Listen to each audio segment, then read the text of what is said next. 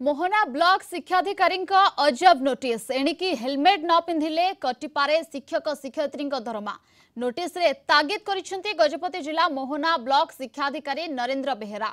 एने गत 27 तारिख में नोटिस जारी करिसेंती एही निर्देश को अवमानना करी बिना हेलमेट रे बाइक चलाइबा नजर को आसिले तांको विरोध रे कड़ा कार्यानुष्ठान नियाजिबो बोली बीओ कहिसेंती।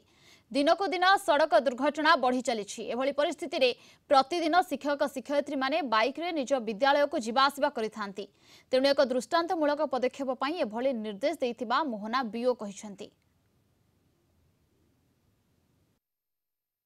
ए ऊपर मुख्य उद्देश्य है गोटे सचेतनता सृष्टि करवा जे मोर शिक्षक भाई मैंने जो मैंने कि ठीक सकाळु सकाळु ठीक समय स्कूल रे पहुंचाया तत्पर होउचंती आ बिना हेलमेट रे पळौचंती सब बेले बंका टंका पहाड़ पर्वत घाटी रास्ता से जाउचंती सेतिपई सेमानकर सुरक्षा दृष्टि हेलमेट पिंधिबा निश्चित करवा अवेयरनेस सृष्टि करिया हला मुख्य उद्देश्य। आउ जो दरमा बंद कथाटा सहित कराई एटा निमित्त मात्र केबे किए जने हेलमेट पिंधिला तो दरमा बंद करा जाई परियोनी एसब गाइडलाइन नुह तेबे मध्ये गोटे लेखा जाइछि जे दरमा बंद बोली। सर एटा होची बहुत भलो पदक्षेप